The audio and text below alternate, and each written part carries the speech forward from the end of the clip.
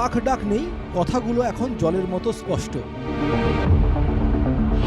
মানুষের মনের ভাবনা বুঝতে না পারা ভাবনার কথা সবার সামনে আসা উচিত।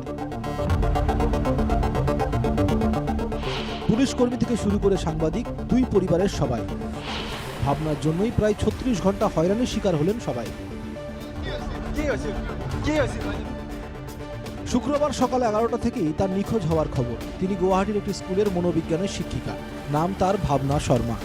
ভাবনার নিখোঁজ হওয়ার খবর চাউর হতেই টানা কয়েক ঘন্টা রুদ্ধশ্বাসকর পরিবেশ। সংবাদ মাধ্যমে রীতিমতো ভাইরাল হয়ে গেল খবর। দৌড়ঝাঁপ শুরু করল পুলিশ। মেঘালয় না পশ্চিমবঙ্গ, কোন দিকে নিয়ে যাওয়া হয়েছে ভাবনাকে? কারণ ভাবনাকে নিয়ে খবর চাউর হয়েছিল যে উবের থেকেই নিখোঁজ হয়ে গিয়েছিলেন ভাবনা। এক প্রশ্ন, সন্দেহ ঘনীভূত হতেই শুরু করলো উবের চালককে নিয়ে। কিন্তু একদিন পরেই স্পষ্ট হয়ে গেল সবকিছু। কোনো অপহরণ নয়, কোনো অপরাধের শিকার হননি ভাবনা। নিজের ইচ্ছাতেই একা শিলং গিয়েছিলেন ভাবনা শর্মা। পোলো টাওয়ার হোটেলের নিচে পাওয়া গেল ভাবনাকে। মানসিক অশান্তিতে নাকি ভুগছিলেন ভাবনা। ভাবনা শৰ্মাৰ কোনো ধৰণৰ অপহৰণ হোৱা নাছিলে। ভাবনা শৰ্মা উইলিংলি এটা বিশেষ ব্যক্তিগত কাৰণত কোনো পৰিকল্পনা নোহোৱাকৈ মানসিকভাৱে খুব হতাশ হৈ তাই নিজৰ ইচ্ছাত তাই ঘৰৰ পৰা ওলাই আহিছিলে।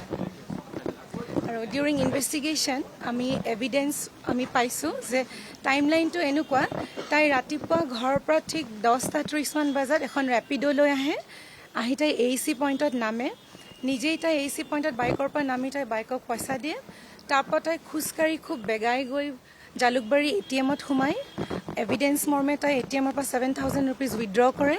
উইথড্ৰ কৰি তাই আমাৰ ASTCৰ বাছ এখন লৈ ডাইৰেক্ট জালুকবাৰীৰ পৰা পল্টন বজাৰলৈ ৰাওনা হয়।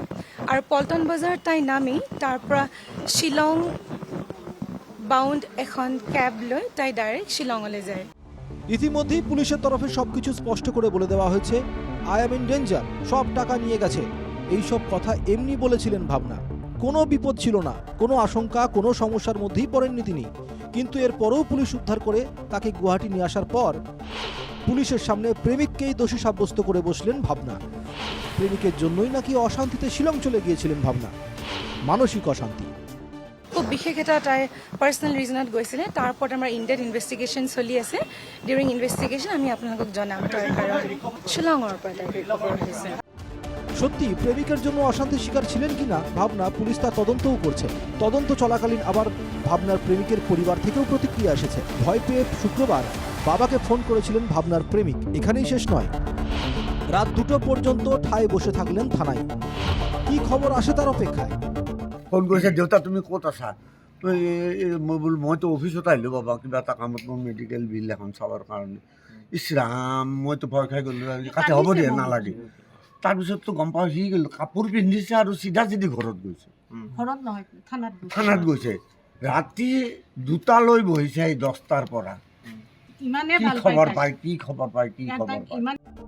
প্রেমিকের পরিবারের সন্দেহ ইচ্ছাকৃতভাবেই তাকে, তাদের পরিবারকে কলঙ্কিত করার চেষ্টা করছেন ভাবনা। তেওঁৰতো বদনাম হৈছে, গতিকে মোৰ ল'ৰাটোৰো বদনাম কৰাৰ কাৰণে চেষ্টা কৰিছে, এইটোৱে কথা। কিন্তু তেওঁলোকে এই যে অপহৰণটো হ'ল তাৰে লগততো ইয়াৰ কোনো লিংক নাই, গতিকে ইয়াক লিংকত আনিব বিচাৰিছে তেওঁলোকৰ দোষটো ঢকাৰ কাৰণে। তেওঁলোকৰ এইটো প্লেন এতিয়া যে ইয়াক কেনেকৈ ফচাব পাৰোঁ সেইটো চেষ্টা দিছে। কাৰণ মোৰ ছোৱালীটো দাগী হ'লে, গতিকে ইয়াকো দাগী। ভাবনা যখন তার প্রেমিকের ওপর দোষ চাপিয়ে দিচ্ছেন, ঠিক সেই সময় তার যোগ্য জবাব দিয়েছেন প্রেমিকের মাও। ছেলেটার মাথা গরম থাকে, এটা সত্যি। কারণ ভাবনার কথা মতো চলতে হয় তাকে। ভাবনাই কৈছে যে মানসিক নিৰ্যাতন বা কিবা কিবি কৈছিলে নিহাৰে। এটা মোৰ ল'ৰাটো অলপ খং, মোৰ ল'ৰাটোৰ অলপ খং আছে। খং মানে কি, তাইৰ মতে চলিব লাগে। এতিয়া ইয়াৰ এটা পাৰ্চেণ্টি আছে, তাই মাকক খুব ভাল পায়। প্ৰথম দিনাখন যাওঁতে মাকে অভদ্ৰামী কৰিছে।